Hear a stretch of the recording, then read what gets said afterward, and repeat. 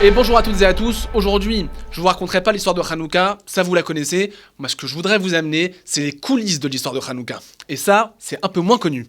Alors Hanouka vous savez, bah oui les Grecs il y avait pas d'huile, et donc du coup on a trouvé à la fin une petite fiole d'huile, et ça a tenu 8 jours, fantastique. Mais c'est pas la vérité, on vous dit pas tout. Parce que c'est pas qu'il y avait pas d'huile. Dans la Guémara, dans le traité de Shabbat, il n'y avait pas écrit qu'il n'y a pas d'huile, il y a écrit qu'il n'y avait pas d'huile pure. Il y en avait de l'huile, il y avait plein d'huile, mais il n'y avait pas d'huile pure pour allumer. Or, pour allumer la menorah, il faut de l'huile pure. Très bien.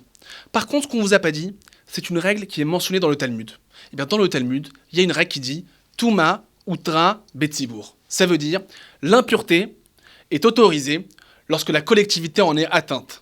Je résume, c'est un principe talmudique qui dit que lorsque la majorité du peuple d'Israël est impur, parce qu'il est rentré en contact avec un mort ou avec un reptile, donc tout ce qui peut entraîner l'impureté, eh bien, il n'y a plus besoin d'allumer avec de l'huile pure. Mais comme vous connaissez l'histoire de Hanouka, vous savez bien que c'était la guerre des Maccabim contre les Grecs. Il y avait bien évidemment des victimes, il y avait bien évidemment des morts. Donc il était bien évident que la majorité des Juifs, ils étaient impurs. Mais s'ils sont impurs, on a dit que la majorité est impure, on peut allumer avec de l'huile impure. Alors pourquoi avoir cherché de l'huile pure ? Ça ne servait à rien. On pouvait allumer avec de l'huile dont ils disposaient. Du coup, pas besoin d'huile pure, et puis vous pouvez allumer tranquillement. Je vais vous dire plus que ça et mieux que ça. Pourquoi Dieu nous a fait un miracle avec de l'huile pure ? Vous connaissez l'histoire, on n'a trouvé qu'une fiole pure. Très bien.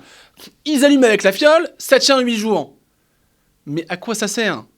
Vu que Dieu lui-même, il nous a dit, quand tout le monde est impur, faites pas le cas de la pureté, pourquoi il nous a fait un miracle avec de l'huile pure, alors que le miracle sert strictement à rien, puisque lui-même, Dieu a stipulé que avec de l'huile impure, ça passait aussi très bien. Et bien là, ça nous fait rentrer un peu dans les coulisses. Et je vais vous dire un petit peu le raisonnement des Maccabim. Les Maccabim, ils se sont dit, ok, c'est vrai, selon la loi stricte, l'huile impure, ça passe très bien, Dieu en sera très content. Mais nous, on ne veut pas juste faire la stricte observance de la loi. Nous, on ne veut pas juste faire une croix, dire « allumage de la menorah, c'est bon. J'ai fait les courses, c'est bon. J'ai payé mes dettes, c'est bon. J'ai allumé la menorah, c'est bon. » Mais c'est pas ça qu'ils cherchent, les Maccabim.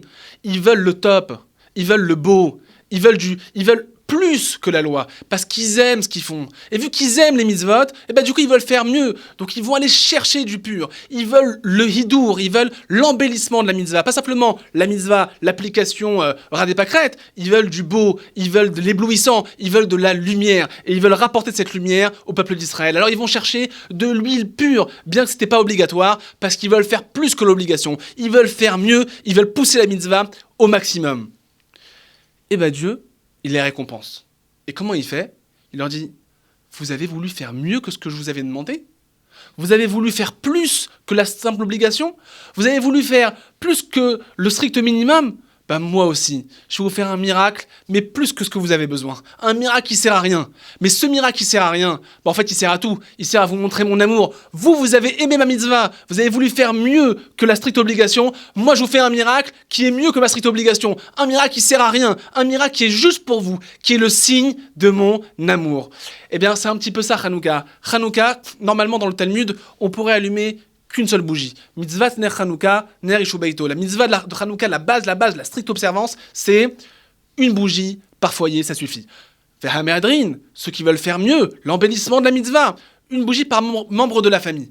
Vehamehadrin minamehadrin, et le summum du summum, l'embellissement de l'embellissement, le top of the pop, la crème de la crème, c'est on allume d'abord en fonction de Beth Shammai et de Beth Hillel, mais la vie est tranchée comme Beth Hillel, d'abord une bougie, après 2, après 3, après 4. Mais dans la loi, dans notre Shulchan Aruch, dans le code de loi juive, on ne mentionne même pas l'avis de mettre une bougie.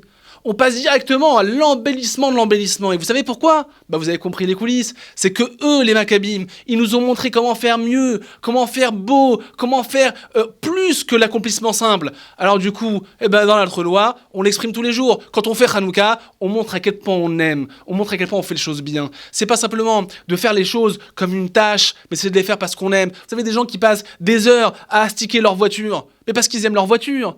Vous avez des gens qui passent des heures à tailler leur rosier, mais parce qu'ils aiment leur jardin.